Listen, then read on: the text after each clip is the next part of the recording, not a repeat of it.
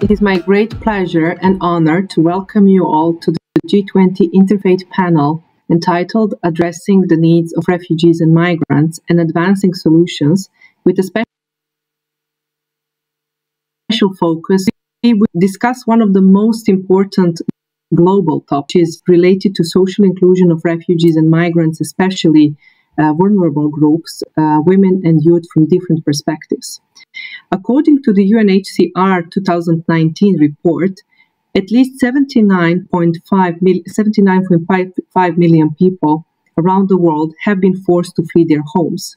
Among them are nearly 26 million refugees, around half of whom are under the age of 18.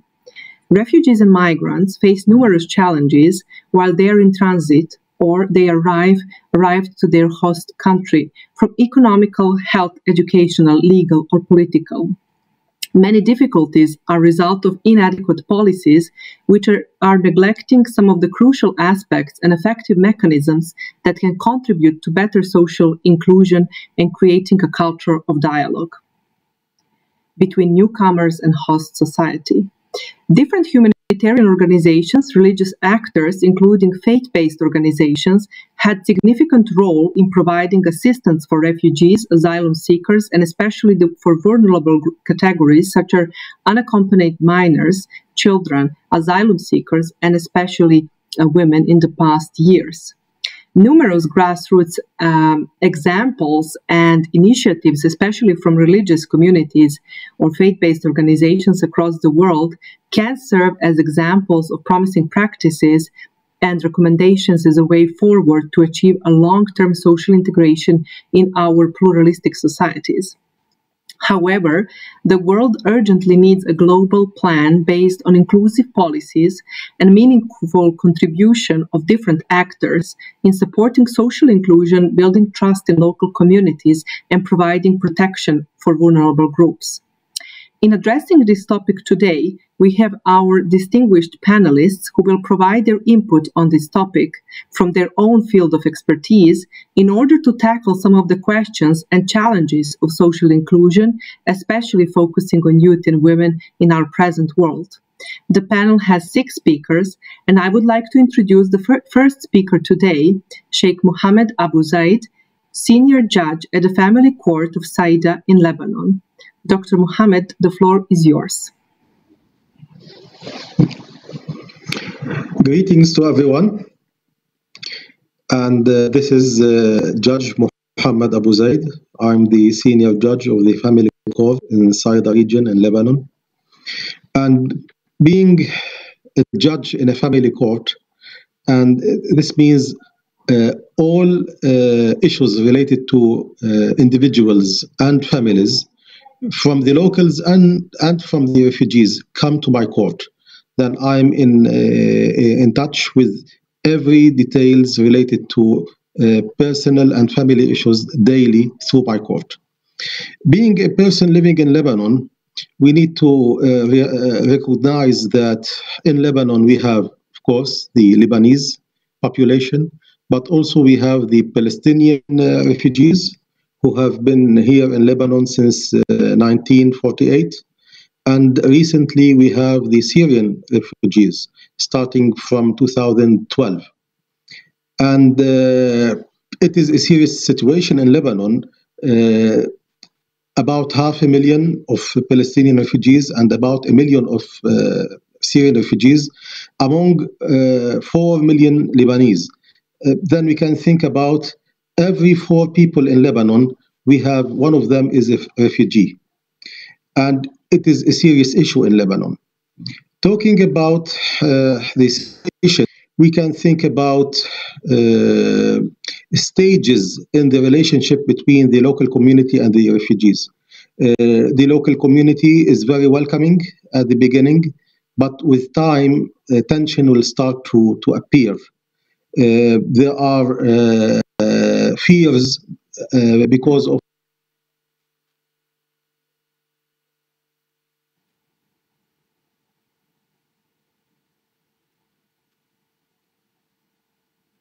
Sheikh Abu Zaid. fears about some demographic changings. We can talk about competition in the work and fields of work. We can think about crime, a rising number of crime.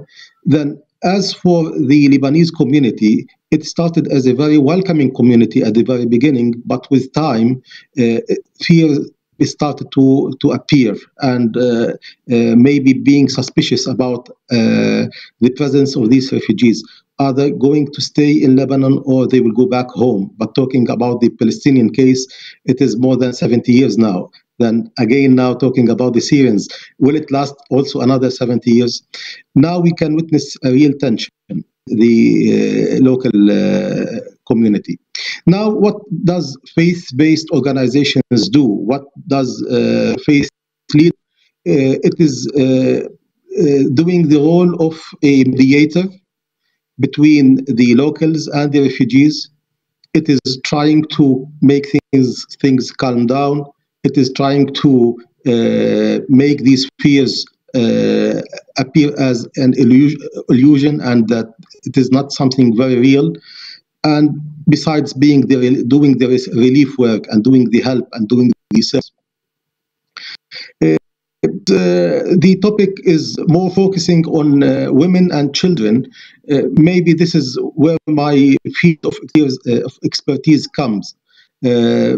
As a judge in a family court, I can say that the highest number of divorces is among refugees. The highest number of marriage of minors is among refugees. The biggest number of cases about conflict within the families is among refugees. Then we can think about being exiled, living in a new community, not very familiar with the culture, with the tradition, has a serious influence on the family structure. And this will result a lot of children on streets just begging, asking for money. This will result a lot of women where husbands left them and they don't have any income and cannot have any kind of support because of the big number of the refugees. We can talk about a number of crime where juveniles are becoming part of some kind of crimes. Also women, sorry to say it, working in prostitution. Then we can think about how war and how exile made these families come to a new place, a place where they are not very familiar with it and not well settled in it, and how this affected families and individuals, and how minors and women became maybe, let's say, the main victim of this situation. And this puts a huge burden on us as religious leaders, as imams, as religious judges, that we need to do our best to do the relief work with food items, with hygienes, with mattresses, but also to do the psychosocial support, to do also the teaching and raising awareness, to try to limit the bad influence of this situation on the refugees.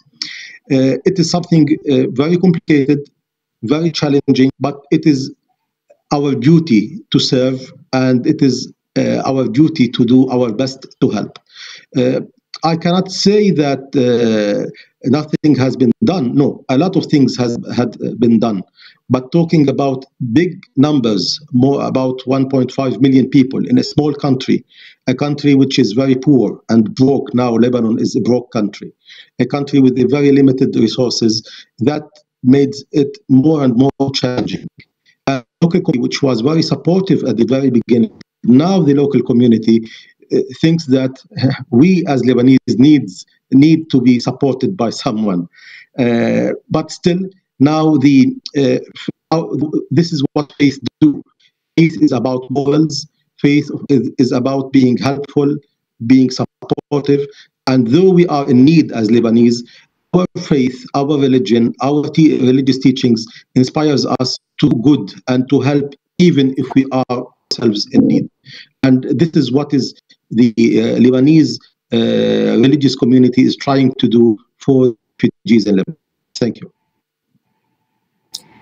Thank you very much, Sheikh Abu Zaid, for bringing this important perspective from your legal practice, but also perspective as a religious leader in the community, emphasizing that living in the new communities bring tensions not only between refugees and migrants and the host society, but also tensions that arise within families living in a very difficult and challenging socio-economical environment. So this is one of the key questions that I would like to address further in our discussion, I would say, because it is really crucial to see how actually those divisions exist within community itself, refugee and migrant community itself, and many challenges that are related to the rise of tensions that exist in such circumstances. So I'm grateful for your intervention, and I would like to continue with our next speaker for today, Ms. Esther Lemon-Shaw. She's a global director of faith development at World Vision International. Ms. Lemon-Shaw, you may start your intervention in the next 7 minutes. Thank you. Thank you very much, and greetings to everybody here. It's a real pleasure and honor to be part in this event. I'm working at World Vision International, and I'm so happy to share a little bit of what we have learned over the years that we have worked in World Vision. Most of our work is marked by disaster and structural vulnerability. So working with refugees and migrants is part of our regular programming. World Vision is a Christian organization and focusing on vulnerable children. And so it is part of our 70-year-old history and DNA to work with local faith communities as essential partners in the journey to address the needs of adult refugees and migrants. At World Vision, we are committed to continue to work with our valued partners, those on the panel today, but also others around the world, to do exactly this. Children deserve nothing less.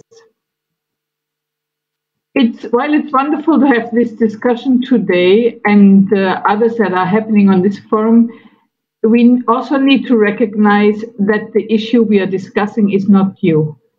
We know what works to end violence against children on the move, and we must move quickly to scale this up. In my more than 25 years of experience working in this field, I have seen faith actors meaningfully engaging to support refugee and migrant children and their communities.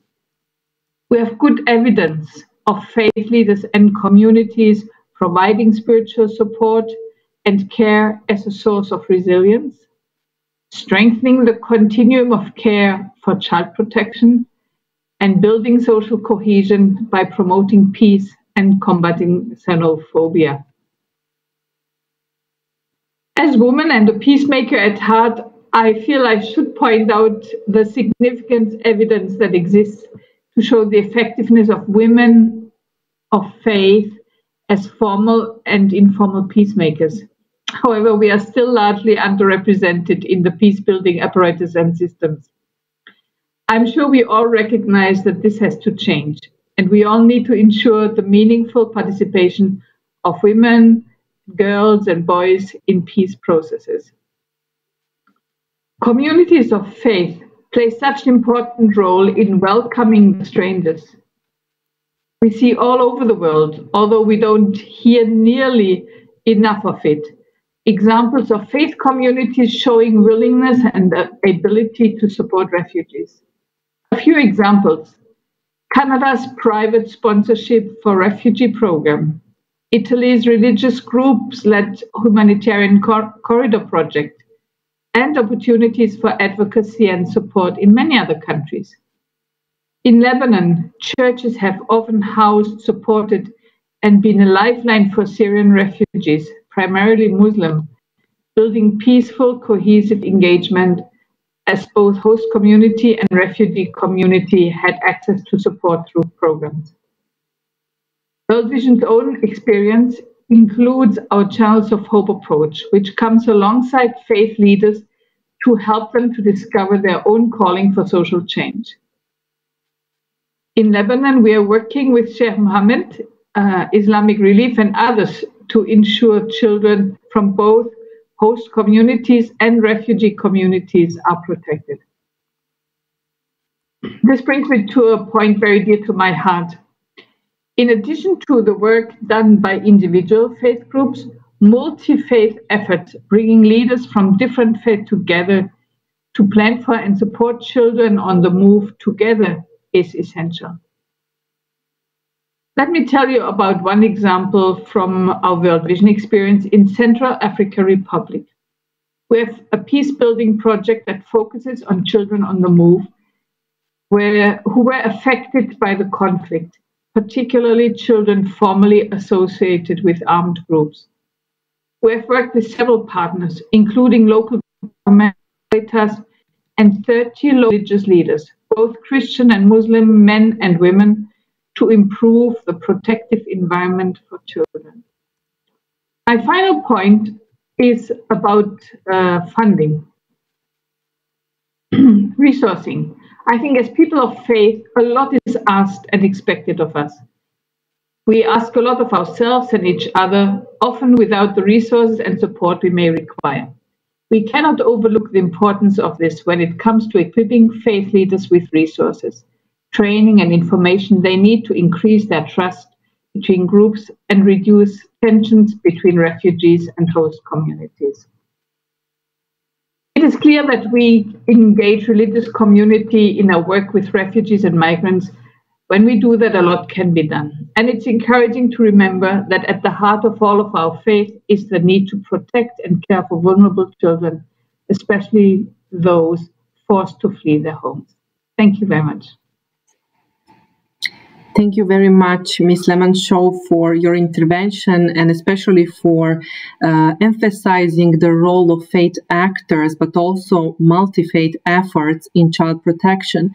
Sometimes I believe faith actors are not that visible among other organizations providing aid and support, and they are definitely one of the key actors in that process. However, their role is very important, and I would say even key in many contexts. And also thank you for emphasizing that this problem, this issue is not new.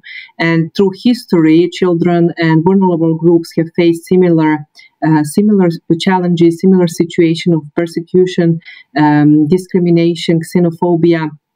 However, what I would say it's different from other historical periods, especially during the 20th century. Nowadays, we are facing with numbers that are really high and alarming us to have a joint, to have actually the need for a joint action across different religious communities and different actors that are included in this response. So thank you very much for bringing this and also reminding us that this is not a novelty. However, I'm referring to a novelty in terms of its expansion and numbers that are currently present. So thank you very much for your input. We will continue with our next speaker, Professor Paolo Naso, who is a professor of political science and the sociology of religion at University La Sapienza from Rome, Italy. Professor Naso, you have the floor.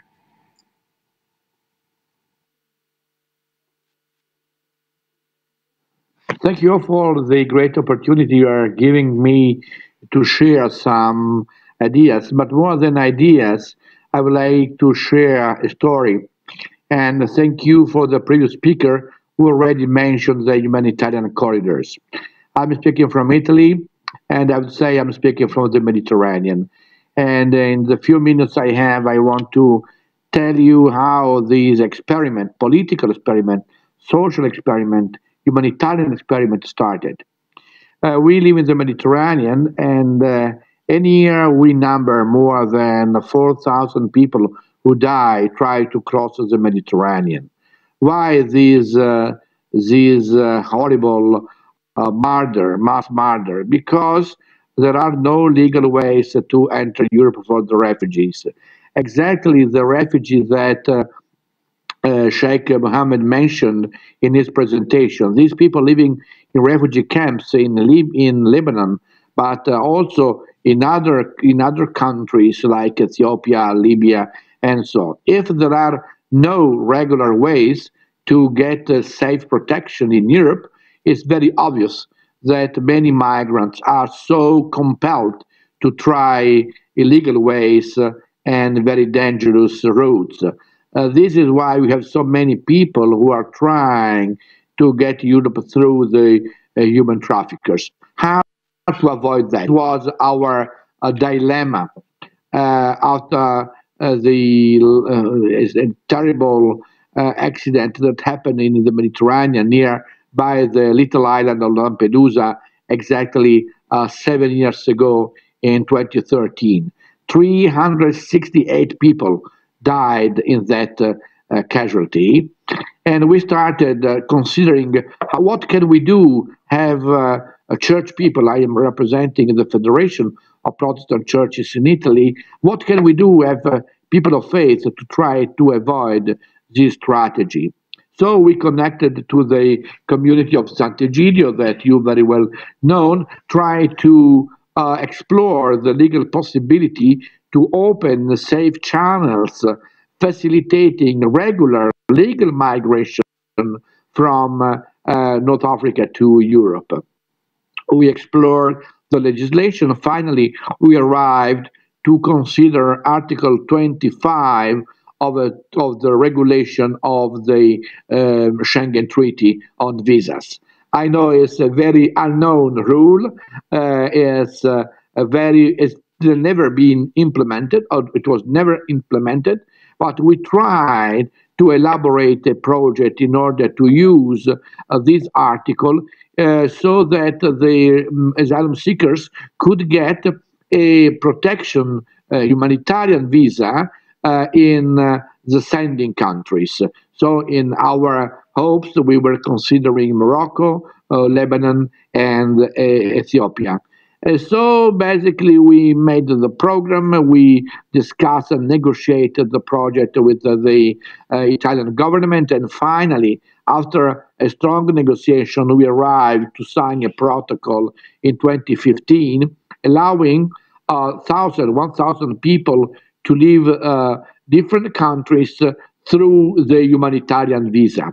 When these people, asylum seekers, arrive to Italy, immediately they make the request to be recognized as refugees.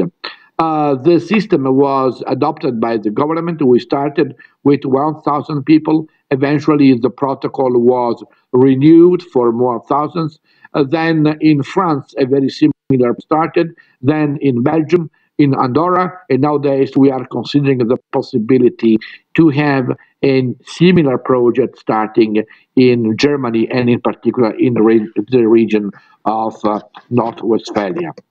So the key of the project is vulnerability, and women and children are the most vulnerable victims that we consider for the humanitarian corridors. Our hope, I would mention three major hopes. Number one, to make the Italian experiment an European experiment, so that the European countries, the European institution, will open safe and legal passages like to the humanitarian corridors. Number two, we hope to open a hub in Libya, so that another country, very critical country, can be relieved by this project, and especially targeting the most vulnerable, so again, women and children. Third, the experiment started as an ecumenical one, Protestant and Catholic, but our dream is to try to extend this experiment so that other communities of faith can join us in a spirit of global service to the needs of those, for those who are in a very desperate and vulnerable situation. This is where we are. This is our story, and we are very grateful for the opportunity you are giving us to share this story today. Thank you very much, Professor Naso, for bringing insights from Italy and mentioning humanitarian corridors, as well as addressing one of the most important questions when it comes to illegal ways and legal paths for refugees and migrants are using, and the dangerous routes that are inevitably there, and raising the problem of also human trafficking. I believe that one of the common sentences that we are hearing from other speakers as well is the presence and importance role of multi-faith action that you also have brought into perspective from the Protestant churches as well. So I hope that in the discussion we can also address more on that and specifically see what is the concrete contribution that multi-faith action can bring in order to actually overcome or support overcoming some of the challenges that we are addressing today. Continuing our conversation, our next speaker is Ms. Anud Al-Fayasan, alumna of Salam for Cultural Communication. Ms. Anud, you have the floor. Thank you. Thank you for giving me the floor, and thank you for the Syrian Committee of the G20 Interfaith Forum for having me represent the voice of the youth in this panel. Never before in history has the world seen more people displaced than today, ranging from refugees to migrants. At least 79.5 million forcibly displaced worldwide today, which is the highest since World War II. 25 million refugees are under 18 years old, and as we know, unique challenges call for unique solutions, of which the creative and infinite perspective of the youth is very much needed to advance the solutions and also to build the capacity to address pressing needs. The youth have been chosen to focus on the three main areas to tackle, of which they believe could alter the story of the many women and young people who need it most, by focusing on social integration, countering gender-based violence, and ensuring equal employment opportunities. In this way, we make sure that these young and female refugees and migrants can put their best foot moving forward in integrating within their communities. Thank you very much. Thank you very much for your input and for briefly sharing your insights when it comes to youth contribution. And I believe that later on in the discussion we can speak about more concrete recommendations and contribution of the youth group to policy makers, and how the voice of youth is very important to be heard, and on the key decision-making level, especially since their insights can provide a valuable input for solving some of the major problems. Thank you very much, Ms. Anud. And now I would like to invite Dr. Pritpal Kaur Ahluwalia, Education Director of the Sikh Coalition and Co-President of Religions for Peace. Dr. Kaur, please.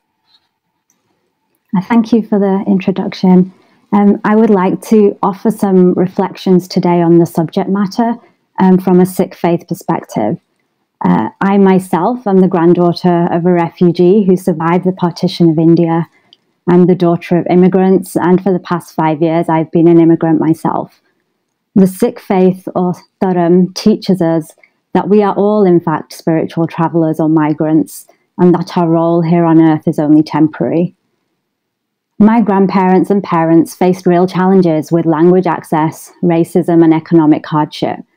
However, when reflecting and preparing my thoughts for today, I realize that I also speak from a place of great privilege. When I think about women and youth, the most powerful experience that comes to mind is recently becoming a parent. I had a safe home, a stable economic environment, and unhindered access to medical care throughout my pregnancy and during childbirth. I had social, emotional, spiritual, and medical support in the rewarding but challenging months that followed.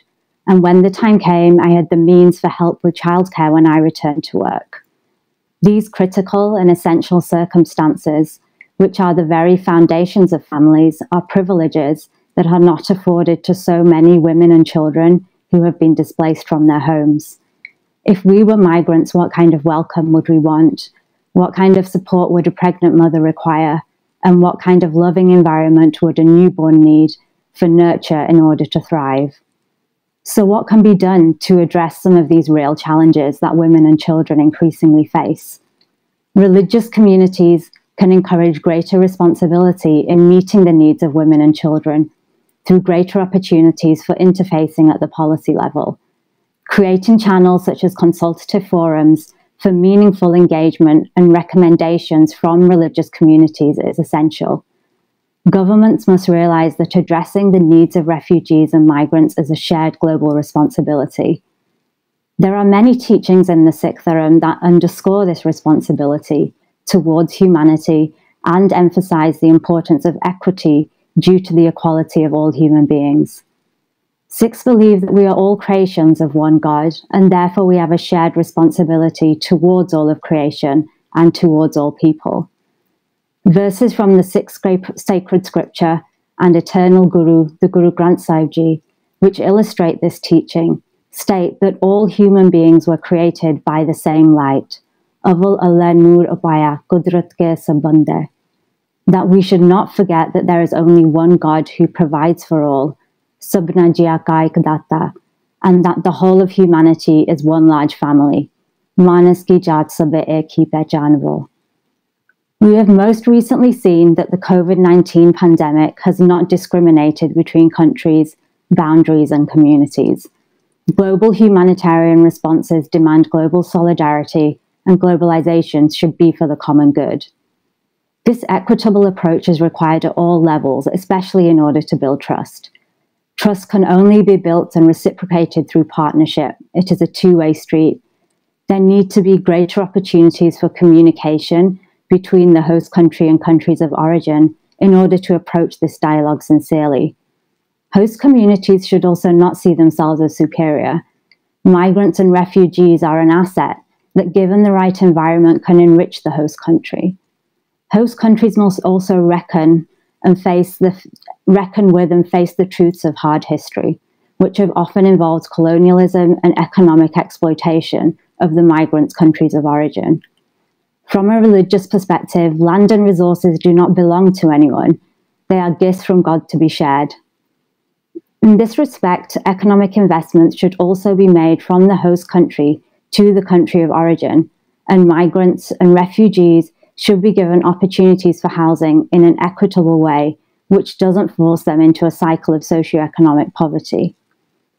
Moving beyond policy, religious communities also create enormous change at the grassroots level. Partnerships with religious communities in the host country can support the needs of migrants and refugees in a variety of ways. They have the infrastructure and the means to help supply food and other essential resources. Community cooperatives and initiatives, often spearheaded by religious communities, can provide economic opportunities. And they can also meet their spiritual needs and cultural needs, such as language and customs. I will conclude today with some thoughts on how this change can be sustained in the long term. Religious communities can empower responses to refugees and migrants to be grounded in the values of love, compassion, and empathy. We are all accountable for our actions towards one another. The Sikh Dharma informs us that there is divine surveillance of these actions from the moment we are born. When we don't exercise love, compassion, and care towards others, particularly to those who are the most vulnerable, such as women and children, we render ourselves as lesser human beings. Values-led education, which focuses on developing traits such as empathy, sharing, and kindness, play a vital role in this. Thank you. Dr. Card, thank you very much for bringing this perspective also from Sikh community, but also from your personal migration history.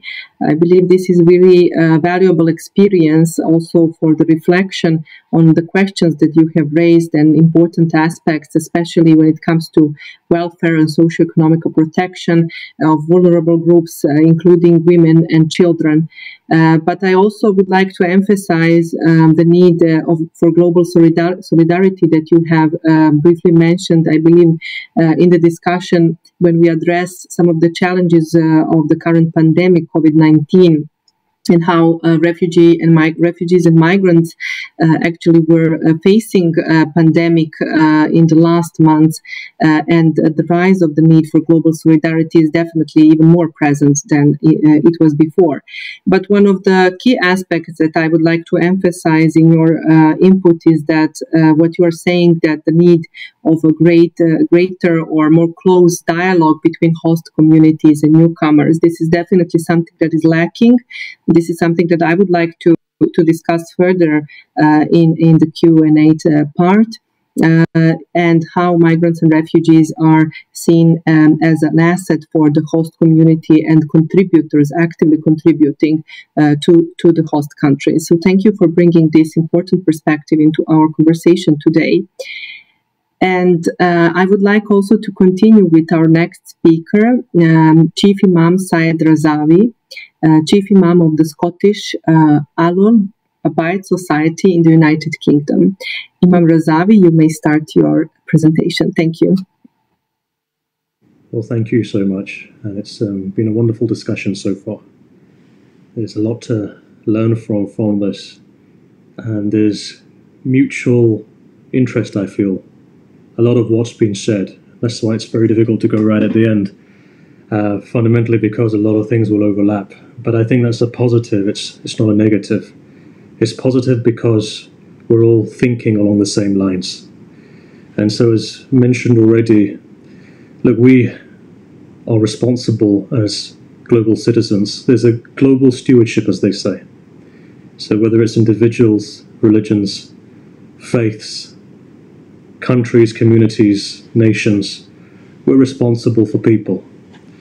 If not today, you'll find that this cycle repeats itself, and over the course of an entire humanity, each one of our faiths has been, in some shape or form, refugees. As has already been mentioned, there's 80 million people who are displaced. Not all of them may be refugees, but 80 million people, because of whatever reason, are displaced. And that's a huge proportion of people. And one finds is that we, as people of faith at least, have a moral and a spiritual responsibility to humanity. But I guess there's a couple of points that I'm going to raise, and I know that we have now 5 minutes to go through all of those points. One finds that when it comes to refugees, there's a huge issue, at least on the basis of trust. And us working in Scotland, we have a multi-faith organisation which is dealing with refugees, led by the Church of Scotland. And I guess one of the biggest issues that we found is when refugees do come, there's an issue of trust. Because we're people of faith, what faith contributes is compassion. And for many people, they feel more secure speaking to people of faith, or at least religious leaders or people who look vaguely religious. The reason being is that there is a level of trust, compassion, and it gives them hope. So based upon that, I think that people of faith can have a profound impact. But I guess more so, there are many different avenues that people of faith can contribute to, religious organizations can. But I think it's not just for religious organization. I think there's a nexus that needs to be understood, and be it civic, faith, and then ultimately government, all three need to work together. There needs to be some kind of a synergy. And today you're seeing that there's a disproportionate amount of refugees in particular countries. You've heard about Lebanon. What about Jordan, for example? 57 different countries. Only recently, Filippo Grandi, the High Commissioner, we were having a conversation with him, and he mentioned he was in Jordan at the time, Amman, 57 different nationalities. And I believe that Jordan is punching far above its weight and its capacity. So I guess there needs to be a responsibility across countries, across nations, and I feel that today Europe can do much more, including the United Kingdom, which I'm currently in, can do a lot more. Now, let's say, for example, there is a lot more done, then what? And I'd really isolate it to 5 things, and I think this is where faith-based organizations can also work with charities to implement this. I guess the first thing is, as we've already heard parts of, is the idea that a lot of these refugees are suffering from trauma. So I think the first thing that we can contribute to is counseling. Counseling is extremely important, because otherwise, if you don't have that, hence, as you heard the first speaker say, divorce rates in particular families, issue of children, gangs and so forth. And I think the most important thing here is counseling. I guess the second most important thing after that is housing. You do find second or third world countries who are suffering in the sense that they don't have the funds or the resources to house all refugees who are coming in. There's places where there's camps, for example. So I think the second thing that we can work on, and I think that this is where multi-faith works, is housing. I think the third thing, which is going to be even more important, both for people of a particular country and for refugees who are coming in, is housing, is education. Why is education important? Because education will provide both ways process of integration. Many a time, especially within this COVID crisis, you've seen pockets of people who are despondent, they lash out against refugees. And I guess the big issue there is education, and vice versa. A person who's coming in, let's say, for argument's sake, let's say somebody's coming in from Africa or the Middle East and they come into France or let's say the United Kingdom, there's a language barrier, there's a cultural barrier. So here's the third thing I would say is education. I guess fourth thing, which is very important, is that we're all doing wonderful projects. You've heard of some of them so far. I think the most important thing here is coordination. We must coordinate. There must be a network in place that we can coordinate to manage the expectations, to look at some of the good work that we're doing. And if there is a way of helping one another out, I think that that would be a huge success if we can do that. And I guess finally, the final point that I want to raise, the limited time that we have, is the idea of lobbying. Religious communities in particular parts of the world do have a potential to lobby, do have the ability to do advocacy work with government. Some religious communities in some parts of the world are more heard by certain governments, with other civic and political organizations, and I think that there needs to be more done on this front. So, really in a nutshell, we could go on, discuss multiple other things which are taking place and projects as well. The one thing is that there are multiple projects. I wouldn't want to point one out or the other. If we can holistically deal with the issue in and of itself of migrants, only then I believe that we can give an opportunity for women and children, because who do suffer are women and children. As you've already heard, prostitution's a big issue, but why? Because there's no mechanisms in place. And I think if we can solve this 3 or 4 or 5 points that we've raised, I think that there could be enough capacity there to be able to help counsel and at the same time support those people who are the most vulnerable from the refugees so that they have a better future, a future whereby they too cannot feel like a burden. Unfortunately, some do feel like a burden, but they're not a burden. One must always remember we were all migrants once upon a time, in some capacity. Dating back from Adam to Abraham to Moses to Jesus, the Prophet Muhammad. If you look at all of those and then parts of the Dharmic faith, if you notice, it's migration. We all are from the same root. We've all faced it over the last couple of centuries, millennia, and so forth. And I think if that in mind, with our humanity, common humanity, I think if we do work together, we'll have a brighter future. Thank you. Thank you very much, Imam Razavi, for these reflections. Indeed, very important points that you have summarized very nicely, and especially when it comes to supporting refugees and migrants with the most relevant and, let's say, burning needs. When you mentioned the need for psychosocial support, this is inevitably one of the most relevant, along with housing and need for education.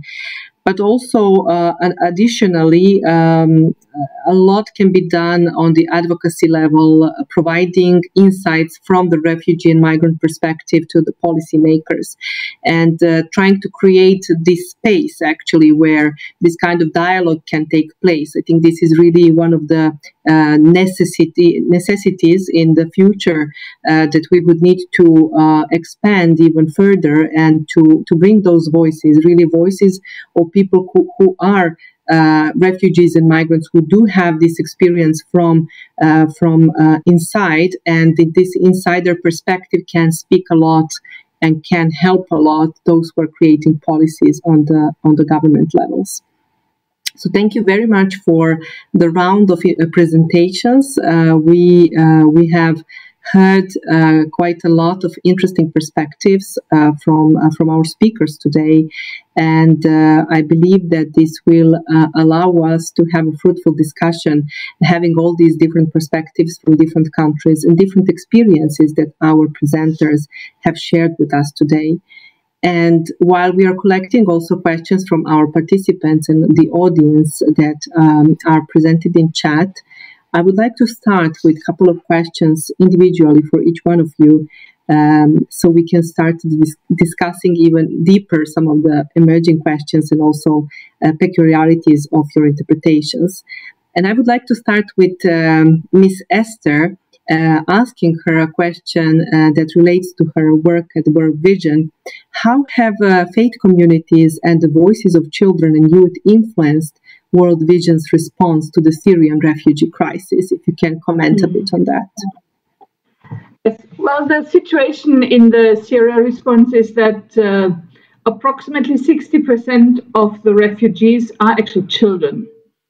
And then a big part of the others are women. So you can already see that the main target group of the people there are women and children. So one of the areas where I think is really important is that when people are displaced, they gather around aspects they have in common. So often they find themselves with people they don't know. So you find things you share in common, which is often faith. Sometimes it's a region that you come from, language or culture or something, but often it's faith. And so the faith communities are the first ones to create a sense of commonality, of home in a displacement situation. And that's a huge important part to build their resilience, because if you have nothing to refer to, everything is new, foreign, you can't master it. The little you have that is known will give you a lot of sense of comfort and security. And that's so often also the faith leaders are part of those displaced people. And so we heard from everybody the importance of psychosocial counseling, spiritual counseling. The people to go to are imams, are pastors, are priests, are wherever that is. And so in the Syrian crisis, we have, for example, seen that even prior to the conflict, there were large levels of child marriage. And we've just heard from the Sheikh that is increasing.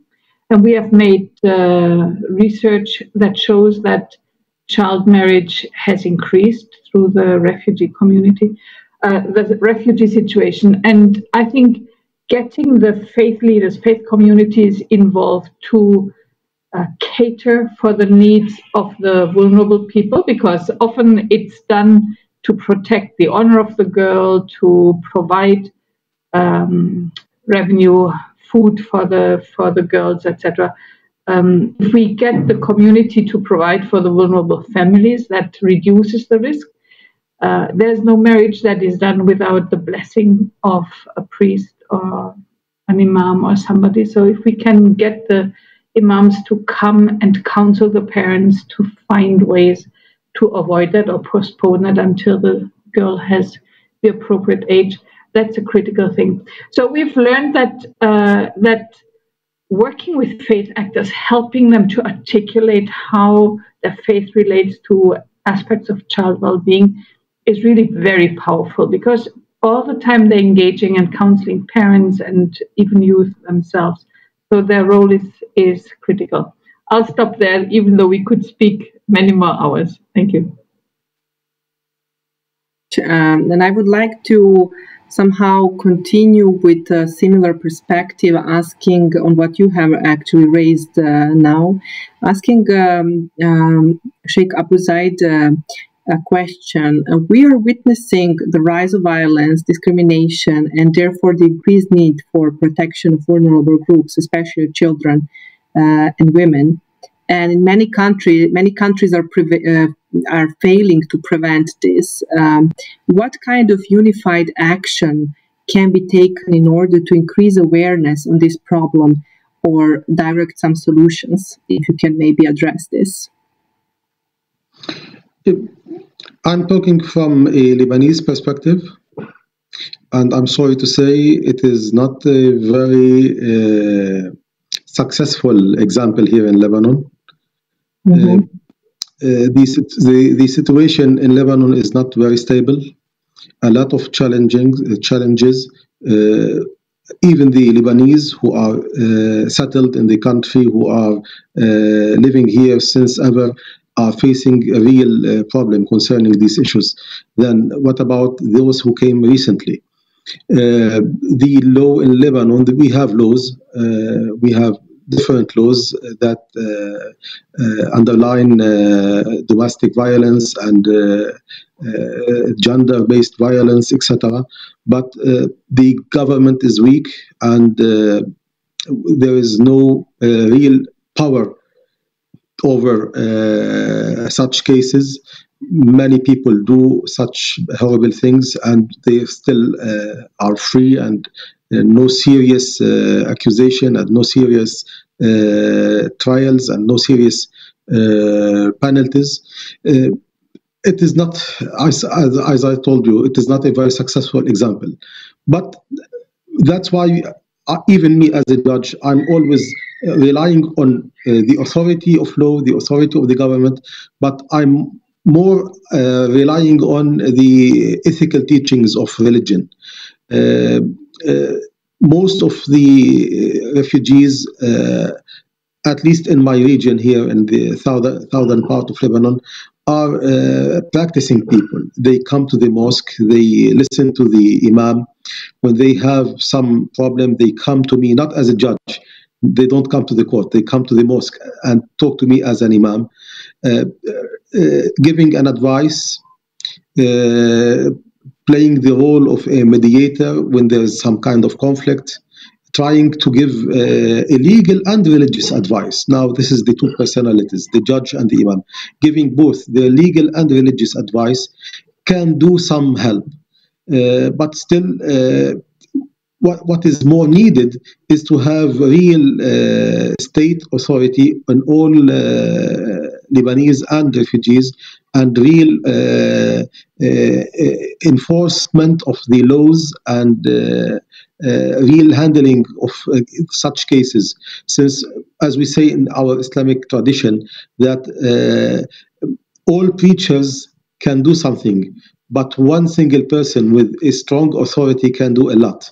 Then maybe we need to rely on both the moral and spiritual authority that a religious leader represents, but also on the government, the state, and the law and the authority of the state, to make things not only morals but also by force in case people insisted not to follow the guiding teachings of religion. Thank you very much for your answer, which leads to my question that is really very much connected with what you have emphasized and reflected in your input now to Imam Razavi. How can religious communities and especially religious leaders contribute to building trust and overcome prejudices towards refugees and migrants, and especially in the context of Europe, which you have also mentioned? Thank you. So, thank you again. It's a very good question. I think that there are existing networks of religious leaders that can be pulled. So it would be a conversation, a dialogue that can happen. And I feel that it shouldn't be the burden of one faith. So as you mentioned, it should be faiths coming together, faith leaders. I think that once these faith leaders do come together, there can be mechanisms in place for trust building to take place. Just to give you, I guess, two examples, I would say one of them is in relation to counselling. The religious communities can offer and provide counselling, what they can also provide into. And I'll give you an example that takes place in Scotland. Let's say, for example, Syrian refugees have come to Scotland and the Church of Scotland are involved, let's say, for housing them, helping them, they would then reach out to, let's say, us or others who may be able to speak the language, who understand the culture, for that intervention then to take place. Then it becomes a partnership. And that's a partnership under the watchful eye of the government. And I know for a fact that in this day and age with the current crisis and climate, governments may not have the resources or complete resources or the human resources to be able to come into motion. And there's been many a time where European governments have messaged certain of our colleagues to say, look, we need, let's say, this particular person to be able to do this job. And I think that before that stage comes, I think we have enough of the resources to be able to coordinate amongst each other. And so when that coordination happens, I guess there's trust building there. The first thing is this, that those people are coming in, let's say, from a religious conflict. They see Christians and Muslims or Jews working together. To give you an example, in London, the liberal Jewish community have done some phenomenal work to introduce refugees into the communities, into the London community. And and when people see this kind of thing, it's profound. And the reason being is that it's a complete 180 from, let's say, a place of conflict that they're coming. Now, let's say, for example, you're an economic refugee. Even so, I think it helps to remove some of the prejudice. For any of this to take place, it requires conversation, it requires coordination. And then I guess with the religious communities, there needs to be charitable communities. So our charities, our NGOs, and there needs to be a partnership there, a body, some kind of, a council whereby discussions can happen at the faith leader level, and then after that, to devolve some of the responsibilities to our bureaucrats or technocrats in our respective religions and our organizations, so that they could then go forward and build those mechanisms which are required. So I guess everything really comes down to systems, but for that to happen, we need to start talking. And I guess this is a step. This conversation that we're having, people across faiths and charity are having conversations, and I think hopefully something, at least after this, could build. Thank you very much. I would say the key word is dialogue, definitely, in overcoming prejudices on all levels, not only among refugees and migrants, but also among other minority groups, especially in Europe, where those divisions can really be visible somehow and tangible even more especially in the pandemic situation. I hope we will address that a bit later. So thank you very much, Imam Razavi, for your answer. And I would like to now shift a bit focus from religious perspective, maybe on education and the role of youth. And therefore, I would ask the question for Dr. Pritpal. Could you maybe explain a bit more from your perspective, how do you see the role of education, in addressing the needs of refugees and migrants, both formal and informal education? Sure, thank you for that question. And it was heartening to hear one of the other panelists address the importance of education as well. And in my day-to-day work, I focus regularly on K through 12 education, and I'm really passionate about the transformative power of education. And I concluded my presentation to highlight the importance, in particular, of values-led education in order to create long-term change to address issues that are facing refugees and migrants. On a very practical level, students should be prepared for a globalized world and understand the problems that exist on the global stage. So they should have opportunities to learn about migration, understand the reasons behind migration, and why it's a global responsibility to welcome refugees so that they can rebuild their lives in safety. And they should also have the opportunities to learn about the rich contributions of migrants and other minority communities to their local histories. But in parallel with this, they should also have the opportunities to learn about the change that can be harnessed through the power of values such as compassion, kindness, equality, sharing, and empathy. Because this is the only way that long-term sustainable change can be made. Thank you. Thank you very much for your answer. And then when we speak about education, I would like to continue with the question for Ms. Anoud. What is the best way to engage youth in contributing to refugee policy? One recurring theme I have learned is a question from the audience about in studying peacemaking so far is dialogue. Have you found that engaging youth in intergroup dialogue helps with building the trust towards migrants that we have been talking about? Thank you very much for the opportunity to speak on behalf of the youth on this very important challenge. As a youth, I believe their importance is very vital in providing solutions and challenges and in being creative. As the youth, they've chosen to focus on the three main challenges that in tackling them, you would really tackle all of the other challenges that would stem from those main ones. So in our last discussion last Thursday, the youth actually tried to focus on countering gender-based violence, ensuring equal employment opportunities, as well as also the social integration aspect of addressing issues of isolation, racism, and xenophobia. And we must realize that in any effort that aims to assist the social integration of refugees and migrants, whether men or women, but with a focus on women, three main pillars are key, which are education, health, and economy. The youth do realize the negative effect of the trauma, which is mentioned by one of the panelists, by the many refugees and migrants, and how these traumas can stand in the way of them being able to integrate within their new societies. And for this, the policy that were recommended by the youth were appropriate for that. It was ensuring the access of refugees and migrants to psychological therapy within the first 2 years, and also highlighting the importance of guaranteeing that policies and actions and also monitoring strategies are intersectional in the area of migration since the beginning of its formal planning, and also making sure there is flexibility and empathy in knowing that the experience and circumstances of each refugee is different than another refugee.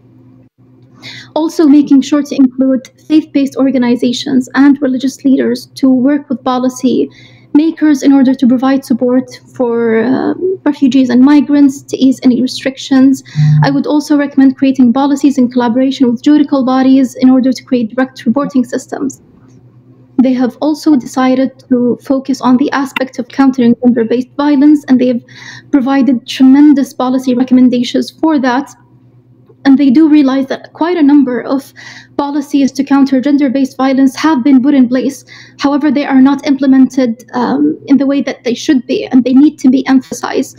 And that it's not about the lack of laws, but also the lack of enforcement that it so desperately needs. So the youth would like to take the opportunity to emphasize the importance of prioritizing the existing laws for gender-based violence, while also making sure to build a good prevention system and a good reporting system, and also access to healthcare for survivors, as well as any essential services and protections. As far as the last main area to tackle that youth chose to focus on, which is equal employment opportunities. As the youth, we realize that access to labor is essential in making sure migrants and refugees are sufficiently integrated and economically dependent. So raising the need to review any discrepancies within respective labor markets within the host countries that would stand in the way of employing refugees and migrants or validating their documents. That enables refugees and migrants to acquire skills and also build their experience and gain confidence in themselves as young professionals and female professionals. As well as we bring emphasis on removing any policies that stand in the way of economically empowering young professionals who are refugees and migrants, as well as offering them vocational training, freelance opportunities, as well as extensive social entrepreneurship programs that directly focuses on refugees and migrants. Thank you. Thank you, Ms. Anoud. Just for clarification, these are proposed recommendations by the working group that you have mentioned, by the youth group that you have. Okay, so this will be developed or already it is developed as a set of recommendations that can contribute to policy change, I would say, or improvement. Thank you very much. And now I would like to ask a question from the audience to Professor Naso. Can you please repeat the 3 countries included in the project that you have mentioned, and what is the process they made, and how it took place in practice, and if there is a possibility to implement it with other European partners. Thank you for the question. Absolutely, yes. This is exactly our goal, to try to involve other European partners in the program, because I think that the religious institutions have a big challenge. They have to prove, to test some experiment, but it is not their duty to give a continuity to this experiment, because policies is not part of the mission of the religious institutions. There are specific bodies who are entitled to provide policies and strategies to face properly migrations and global migrations. So I think that we took the responsibility to show that the model of the European talent corridors works. It works effectively. It works in the sense that there are safe passages and legal passages for the migrants, and they can be properly accommodated, because when they arrive in Europe, they are supported in terms of integration. We do believe that good immigration means good integration. Without any good integration, there is not a good immigration, and vice versa. So, yes, absolutely, we are involved to lobby, as it was told before, to enlarge the experiment at the European level. What we do in the local countries, in national countries like France, Germany, Belgium, where we experimented the model of the humanitarian corridors, is to try to connect at the beginning at least the Christian institutions. In Belgium, honestly, we succeeded to commit also other communities of faith, like Muslims, Hindus, Buddhists, and others. It was a really interfaith experiment. We need this because the state can provide the legal passage, so to say, the policy for the corridors, but integration is something that can be implemented by the communities of faith. The communities of faith have the skills, have the people, have the sensitivity, and the ability to take care of people, to accompany the people in a hard process of integration in new societies. So I think that this dimension of local groups, also little groups of people who committed themselves to follow and to support the migrant, is essential for the success of the model of the humanitarian experiment. Finally, I want to add that it is important also because we show, as it was told before, that we are together in the same mission. Unfortunately, we have been stressed by some sort of political strategy to divide the community of faith, to create a polarization, and especially a polarization and confrontation between Christianity and Islam. We have been victimized by this, in my personal opinion, political strategy. And we have to show that it is wrong. It is wrong as a strategy, and it is wrong as a vision. Because what it really happens in Europe and elsewhere is that Christian and Muslims, as well as people of other communities of faith, work together. This is our experience in Lebanon. In Lebanon, our Islamic partners, Christian partners, have been totally supportive of the program of the humanitarian corridors, and this is a vivid proof that we can work together, and that we are not polarized, we are not divided, but we are one in the same spirit and in the same mission. Thank you, Professor Naso, for this powerful message that you have pointed out towards the end of your answer, and thank you for answering questions that have been raised from the audience.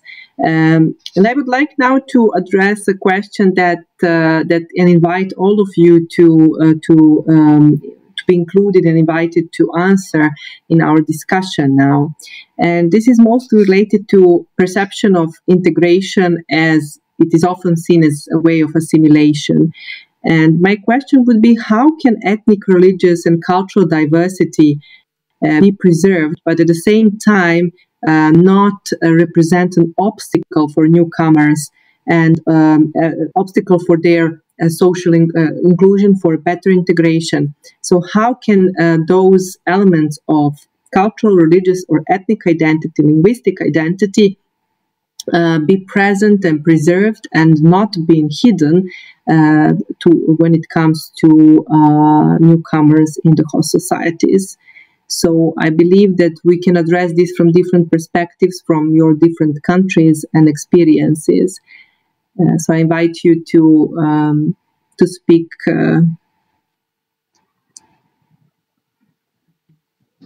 To answer now, because unfortunately I have to leave in a few minutes. Please, Professor Naso, if you can address this, I know that your expertise definitely lies in. Yes, it's a crucial question. Thank you for raising the point. Integration is an opposite of assimilation. We need a good integration. We have to refuse assimilation, because assimilation means that you have to get the similarities of your partner. You have to come as the other is. That is not natural at all. It's not natural. I am myself because I have my identity, my history, my background. I am proud to preserve it. So what we need in our multicultural and multi-religious society is not to be the same, to be assimilated in the same culture or even in the same religion. It is totally out of any logic. What we need is to create a body where different opinions, different ideas, different cultures, different religions have something in common. And they experiment in mutual conversation about the specific values, traditions, and histories that we have in our background.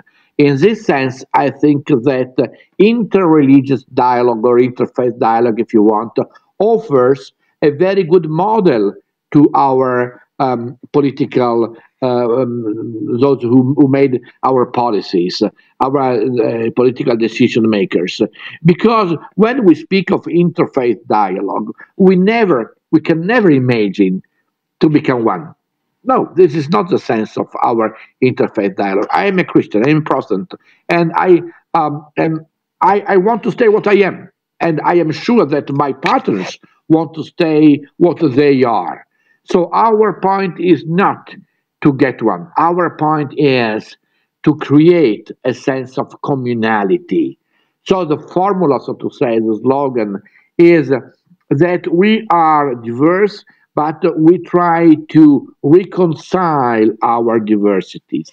This is the model that has been implemented in the interfaith dialogue, how to reconcile diversities. I think that this is a model that comes from the religious communities, is offered to the politicians, to the political systems, who can implement policies where we don't try to destroy the identity, to minimize the identities, but on the opposite, we try to comprehend them in a spirit of communality and mutuality.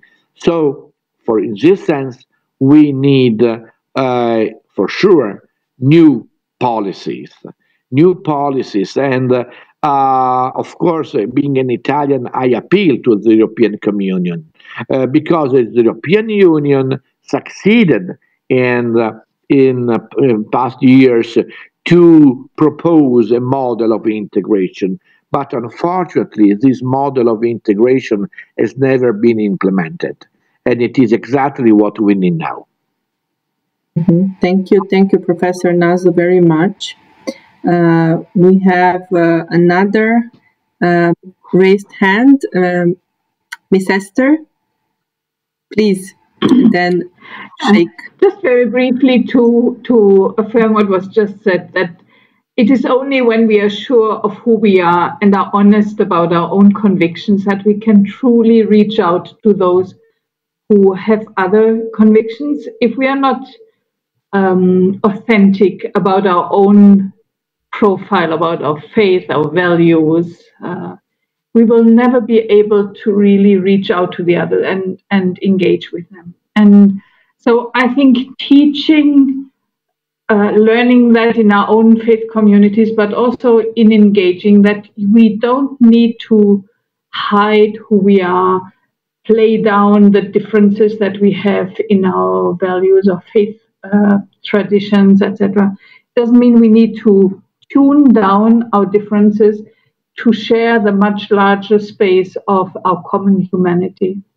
So that's one aspect. The other aspect I think we have to realize is, while we might not be migrants today, who knows what happens tomorrow?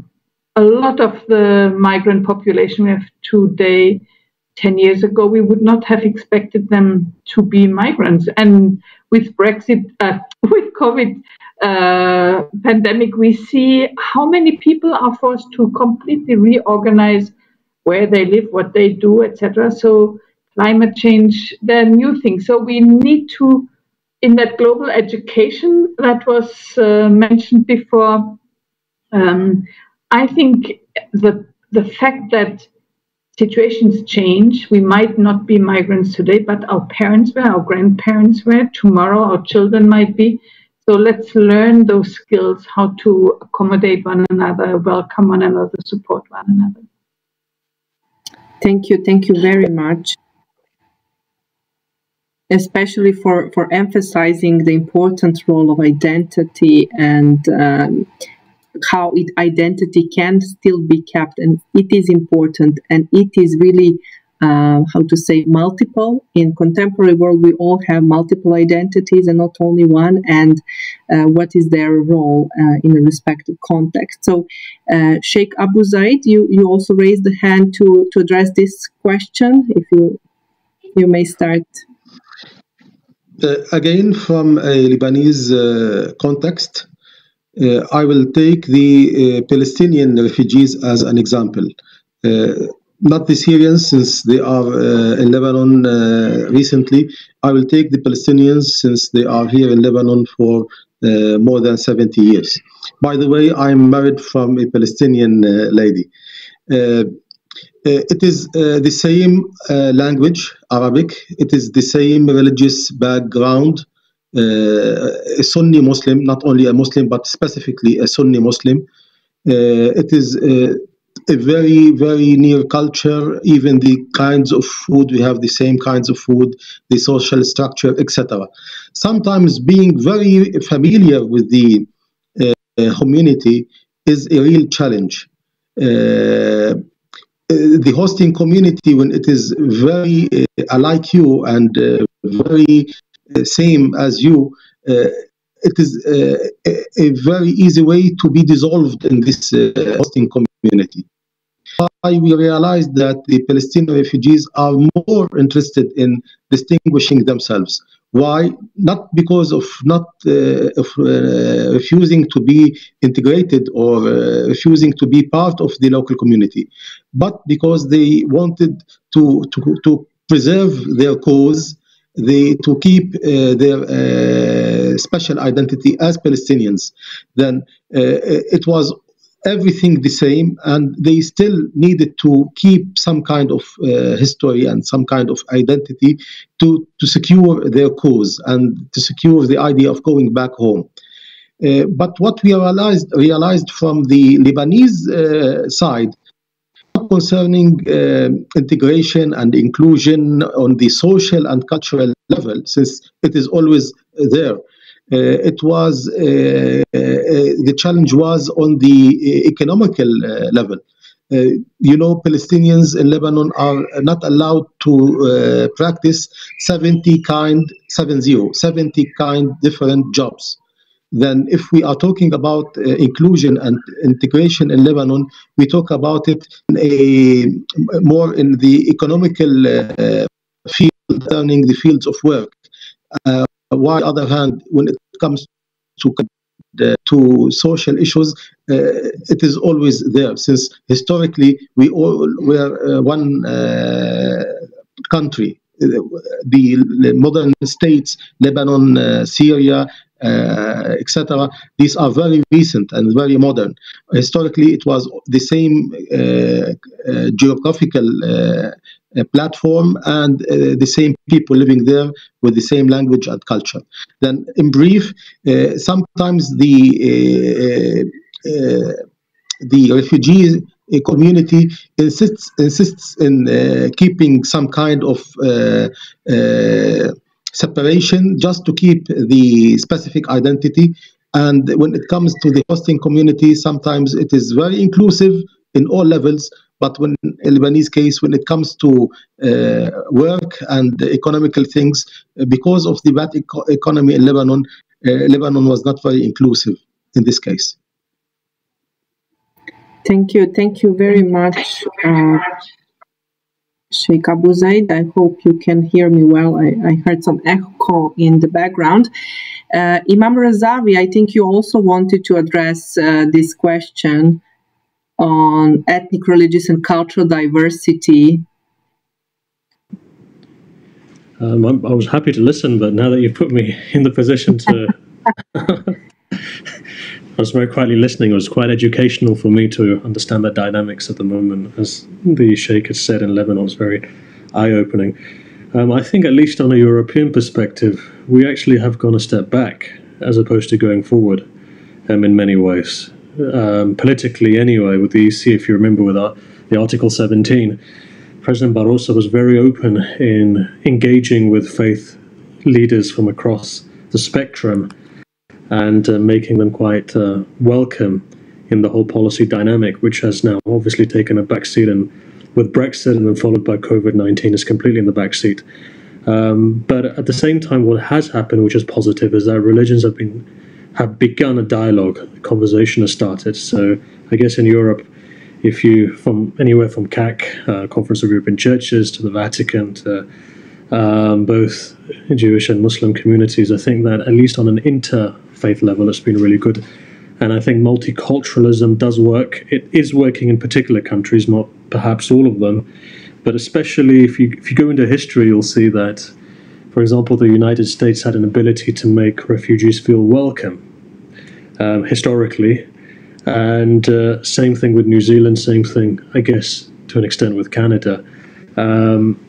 When you look at some of the more European countries, it's very difficult to be accepted. You look at France today, you look at polarization at the moment of the Muslim communities, especially those living in slums almost outside of Paris. You look at polarization which is taking place in Belgium. Without listing too many countries, there is a huge disparity at the moment that what Europe is saying on a policy level and what it's applying are two different things. So I think that perhaps we need to go back in history now, at least redevelop a linkage between Europe, or as it was once upon a time with the whole Article 17 and religious communities. Saying all of that, I think it is a promising time for faiths, at least on an interfaith level. I think a lot more intra-faith dialogue is required, ecumenical dialogue is required. But I think at least on the basis of religions, I think we are talking. And I do feel that it's promising, if not from a political perspective. As we've said in this conversation time and time again, there is a huge ramification when faiths come together with the wider constituent that they have to be able to influence policy. And so I think that at least if we carry on that dialogue, hopefully after COVID-19, things should be able to align themselves. Thank you very much, Imam Razavi, for your answer. Dr. Pritpal, could you maybe comment a bit on this question where integration is often seen as assimilation, how religious, ethnic, and cultural diversity can be preserved or at least not hidden when it comes to refugee and migrant communities in the host societies? Sure, and I'll answer this question again, maybe from an education perspective. And I think when engaging in multi-faith or interfaith education, it's really imperative that differences are celebrated and that uniquenesses are embraced. And we've heard some of the other speakers talk about introspection and the importance of dialogue within our own faith communities. And I think it's a really enriching exercise to explore what theological principles underpin various religious responses to pluralism. And from the Sikh perspective, given that we believe that there's one God who is the creator, as an extension of that belief, Sikhs believe that there is unity within diversity. And here I'd perhaps like to re-emphasize the importance of the values-led education, which I've mentioned a couple of times, because they're values which are common to so many faiths and which are universal values as well. And in my capacity at Religions for Peace, I serve on their standing commission on strengthening interreligious education, and where we're really hoping to produce a set of case studies which marry theory with practice and provide case studies of interfaith activities and joint service-based responses of religious communities to global issues such as the COVID pandemic and in their responses to refugees and migrants as well. Thank you. Thank you very much for bringing perspective from education as well to this question. And maybe for Ms. Anoud, the same question from the youth perspective. How would you comment on this important aspect of integration? Thank you, dear Alexandra.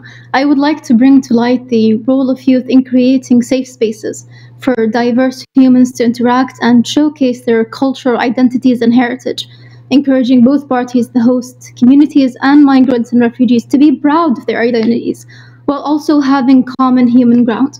We see initiatives all around the world. Some are in Tunis using the role of arts in having that, building that connection between host communities and refugees and migrants. And we see it in Greece with the utilizing music and utilizing performance arts in order to bring people together. And I believe in the upcoming months, we will see more impact from youth around the world in creating organizations, associations, and just independent initiatives that would work on this issue and would create spaces for both refugees and host communities to interact, to see the human common ground that they have in common, and to also break any pre-existing stigma. Thank you. Thank you very much for your important answer. Now I would like to address another question that I received from the audience, and this is when including refugees in dialogue, they often lack information, which is also the case with the host community, I would say. How it is possible to first educate and then empower them and then bring them to the table and start dialogue? So what are the possible ways to do that?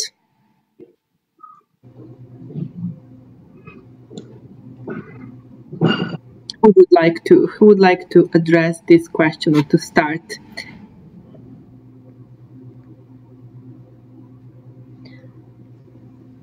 Ms. Anoud, I see that you would like to start, so I encourage you to do so. Please, go ahead. Thank you. My microphone. In regards to your question, which is a really important question, within last Thursday in our discussion as a youth, in particular onto how to tackle this specific challenge, educating the host communities on the integration, raising their awareness, and just raising their overall knowledge on this topic. We found that it would be best to create cultural communication dialogues within those communities, which would be utilized by religious actors and religious leaders who would start those conversations. We know for many people it is much easier to go or to trust the opinion of a religious leader that you do look up to or who follows your same faith.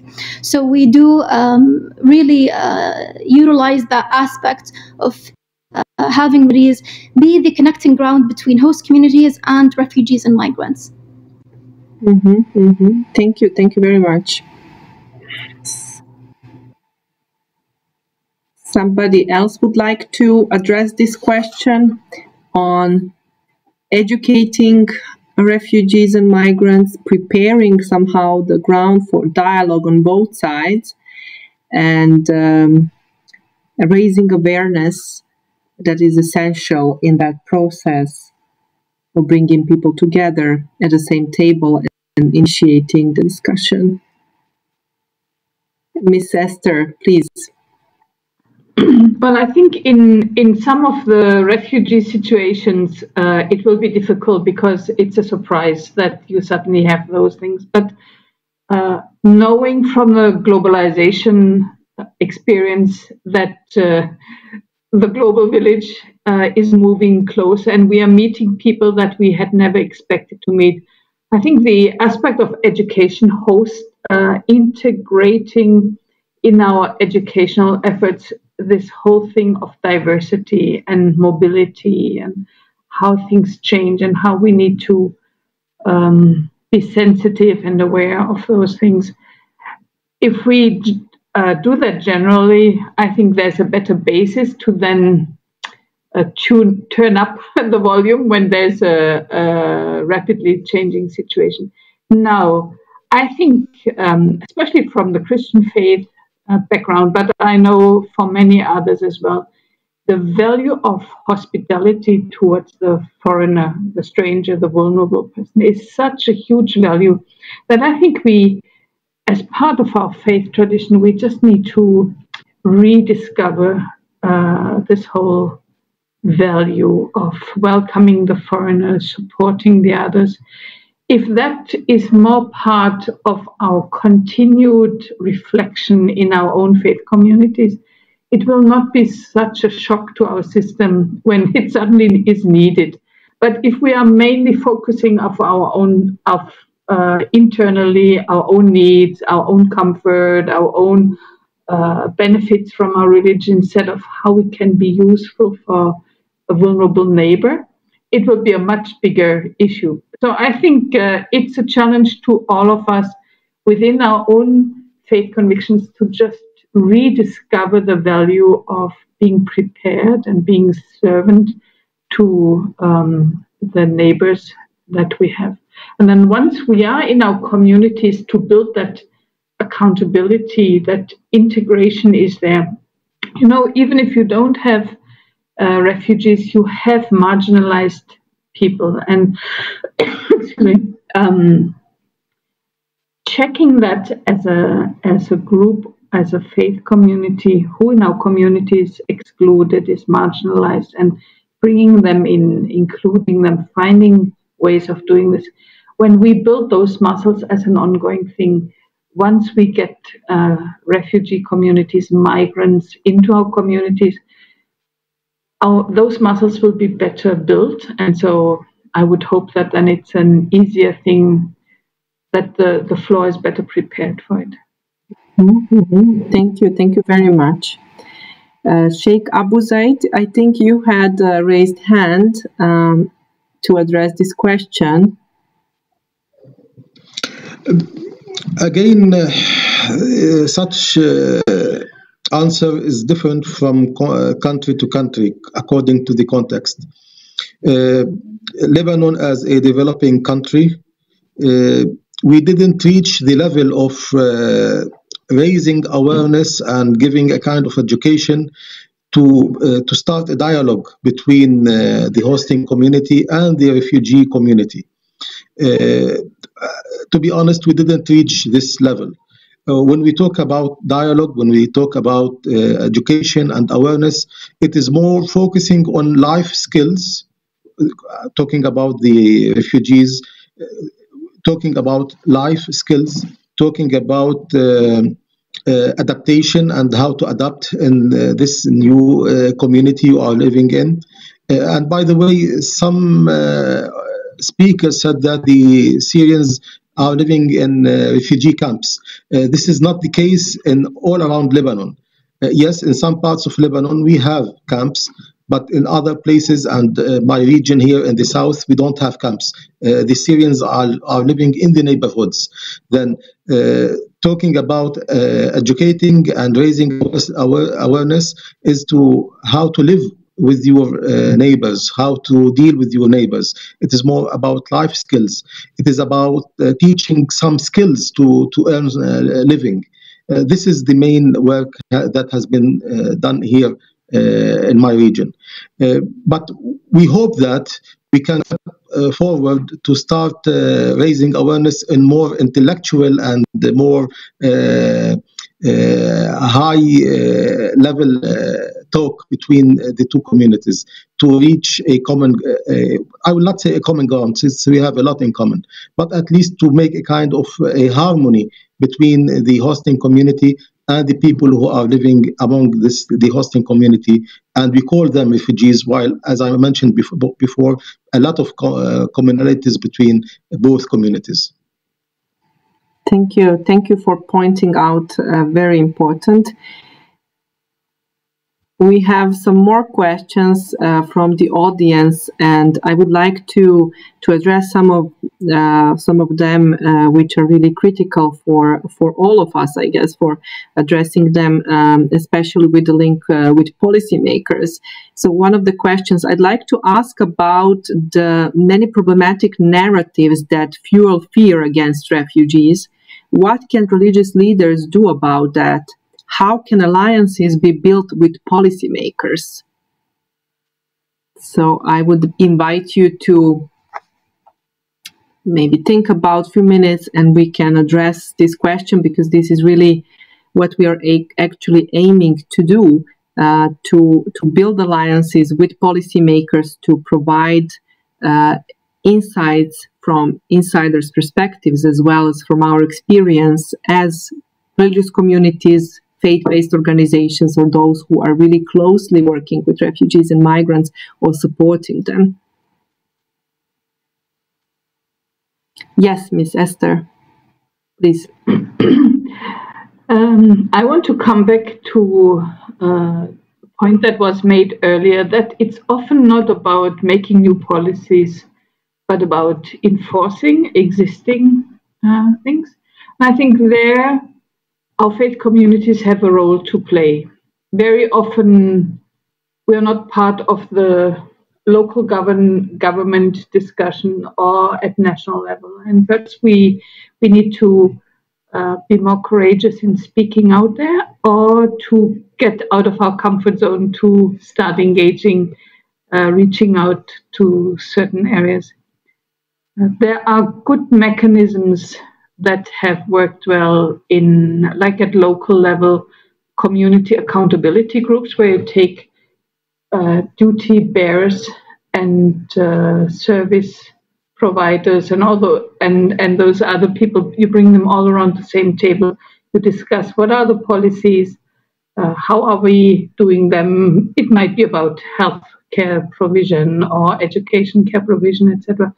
And then we see whether the community is doing their role, whether the government, the local government, the budget is being allocated, etc.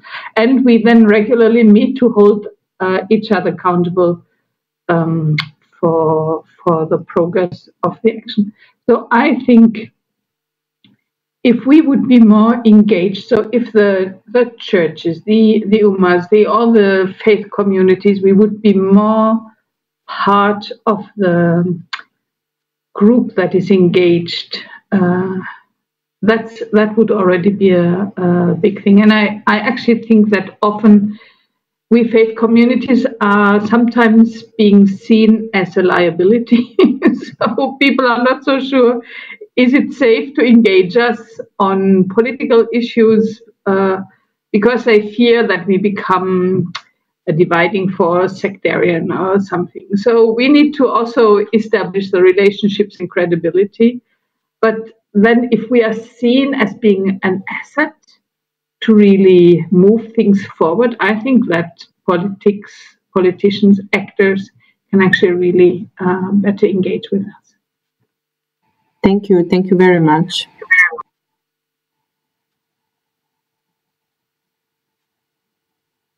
Anyone else would like to address this? Yes, Pritpal, and we will go around the screen, I would say. Dr. Pritpal, yes, please. I just have two very short comments on this. One is when we were in the part of the question, that spoke about fear. I think dedicated efforts to increase religious and cultural literacy in the host country are very essential at all levels, at the policy level and at the grassroots level as well. And then I think removing those barriers for open dialogue between communities, whether that's language barriers, whether that's cultural barriers, and just to ensure that there's an equal and level playing field for that dialogue to take place, and the religious and cultural literacy for understanding to be able to be increased, and for fear to be decreased once that understanding happens. Mm-hmm. Thank you. Thank you very much. Ms. Anoud. Thank you, Alexandra, for giving me the floor. I would also like to emphasize the role of intercultural dialogue in breaking any stigmas or hate speech. We know that exposure to ideas that are based on fear is best done by dialogue. So increasing efforts towards that, increasing efforts to bring to the table host communities and also refugees and migrants with translators needs be, to have a dialogue on what it means to be a refugee and migrant and what it means to be a host community. Sometimes it's just sharing those experiences and sharing how they are living and what it means for them to be within the same space. Sometimes questions like these can break any kind of hate, stigmas, or any kind of fear. Thank you. Thank you very much. Sheikh Abu Zaid, how can alliances be built with policymakers? Let's address this, reiterate the question that we had. Yes. And sorry to say it, sometimes we as religious leaders go to the extreme in being very hosting and caring and serving, while the politicians have a different agenda. When a politician thinks about a huge number of refugees, which is about 25% of the inhabitants of the country, and the burden of this big number of people on the economy, on the infrastructure, on the services, the politician will have a different agenda. The politician who needs to be re-elected from his community will not be very supportive to what religious people do, will not be part of this hospitality and this service. The politician will try to convince those who will vote for him that he is securing their future by not allowing these refugees to stay, by not allowing these refugees to take all kinds of jobs, by not allowing these refugees to have even a property in Lebanon. You know, we have a Lebanese law that prevents refugees from owning property, from buying a piece of land or buying a flat. Why? This is what the politicians do. They try to convince the people that they need their votes, that we are doing good laws for you to prevent these outsiders, these refugees, from owning the country, from buying the country, from taking this country as a new country for them. And this is the sad story about the differences between the mind of the servants of God, the religious people who wants to serve anyone for nothing, and the politician who will think about gaining more votes to win the elections by making such new laws to convince his community that I'm securing your future in this way. And now we can talk about the challenge and the difficulties between the social and religious sector from one hand and the political sector, and the gap between these two sectors.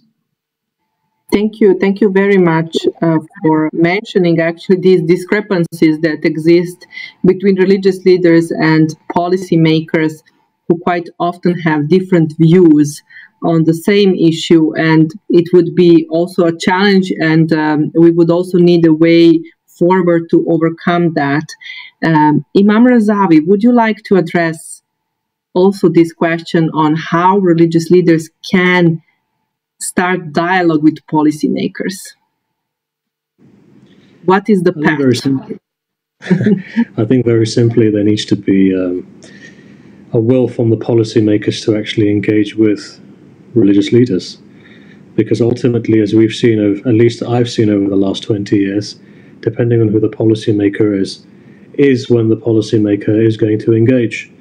You know, at least from my perspective, from where I am, I've seen governments come and go. Those governments who are more favorable to faith, maybe a prime minister or a minister, maybe a person of faith, they'll engage in faith.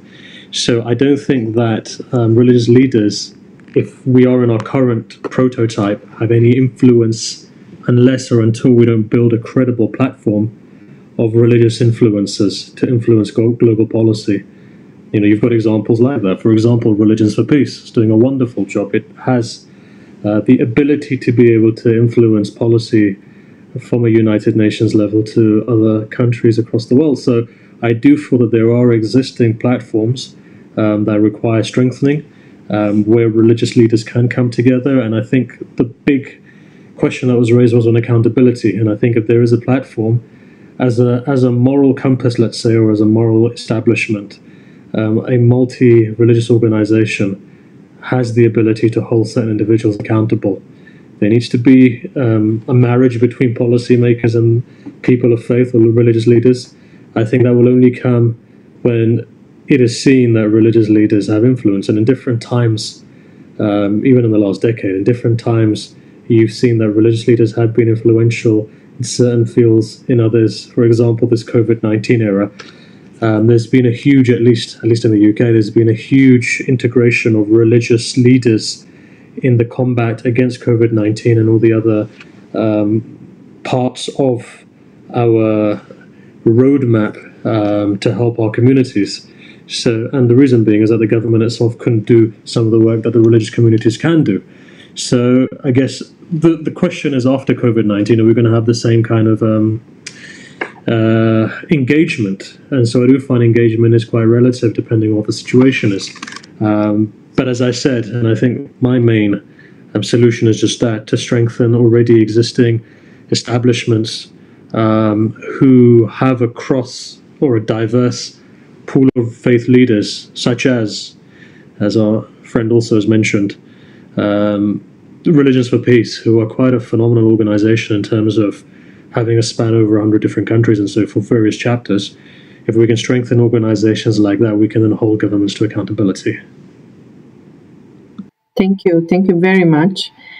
And also for addressing the current situation with COVID-19. Unfortunately, I must say, although we had 2 hours for our panel, the time passed so quickly that we are almost reaching the end. And for that end, I would like to ask the last question, which I believe that can nicely summarize some of your points that you raised and very important aspects that we have tackled today. And this is the question we have received from the audience. What are the speakers' recommendations to policymakers in this area? So maybe you can briefly summarize your recommendations that you see appropriate, especially tackling the question of youth and women, which is also the focus of our discussion today, among other things. So if we can go one last round of reflection on this, recommendations, summarizing them before we close our panel. Thank you. Who would like to start? Yes, Ms. Anoud, please. Thank you very much for this opportunity. It would be my privilege to come up with to showcase the recommendations put forth by the youth. So to go through it quickly, I know my fellow panelists have their recommendations to make as well.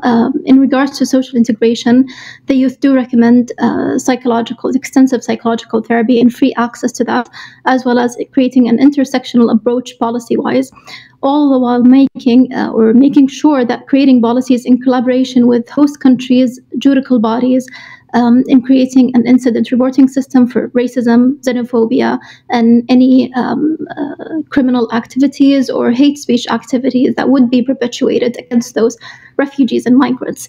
In regards to countering gender-based violence, the youth have recommended to build a good, resilient prevention system and reporting system of policies to ensure safe access by survivors to essential help and also protection, while serving the rule of justice, while also effectively enforcing the existing laws, which our fellow Balanists have emphasized the importance of. We have a lot of pre-existing laws that do need to be enforced, that do need to be implemented to their full effect. As for equal employment opportunities, the youth do recommend that we review any discrepancies within respective labor markets that would stand in the way of employing refugees and migrants, and also creating an affirmative action plan to smooth the of refugees and migrants within the job markets, in creating vocational programs, offering platforms in partnership with local businesses and social entrepreneurships. In this way, we believe, or within these policies, we believe that we really do put them on their best foot forward. Thank you for this opportunity. Thank you very much, Ms. Anoud. Anyone else would like to summarize some of the recommendations? Yes, Sheikh Abu Zaid, then Dr. Pritpal.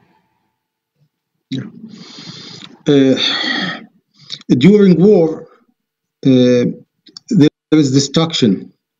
The destruction of buildings, of infrastructure, but also there is another kind of destruction. It is the destruction of the social fabric and the destruction of families. We can borrow some money to rebuild the buildings, but it needs more effort and more time to rebuild the social fabric and to rebuild families. And I'm always saying to my community here, we can relief, we can think of food, we can think of many other things as a service, but also we need to support the family as a family.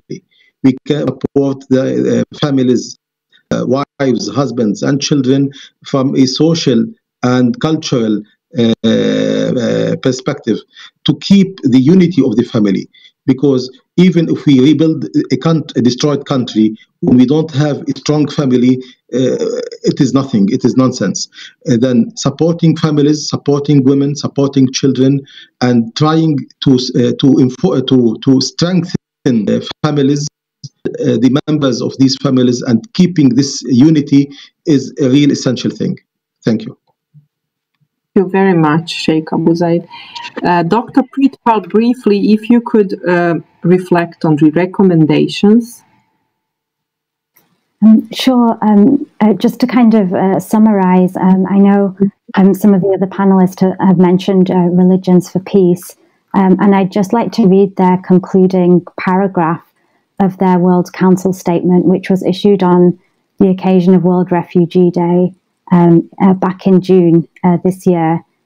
And it states, on World Refugee Day, Religions for Peace, through its 90 national and 6 regional affiliated interreligious councils, platforms, and the interfaith youth and women's bodies, renews its commitment to systematically engage with one another and to serve the partnerships with UNHCR officers in intensifying multi-religious advocacy and action for the protection and well-being of refugees.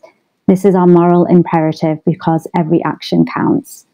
So I hope that summarizes some of the themes that we've been speaking about today. Thank you very much, Dr. Pritpal. Very nicely presented and somehow concluded, I would say. Since our time is almost almost ended or ending in 2 minutes. If you would like to allow me now to express my gratitude to all panelists today for taking the time and sharing experiences, insights, and reflections on this important topic. I believe that we have tackled some important questions, but hopefully we also provided some answers to our audience and possible ways forward from different perspectives, addressing how we can have more inclusive policies, as well what is the role of religious actors and other actors in this process. Now I would like to invite our audience also to kindly fill out the evaluation form that is provided in the chat box.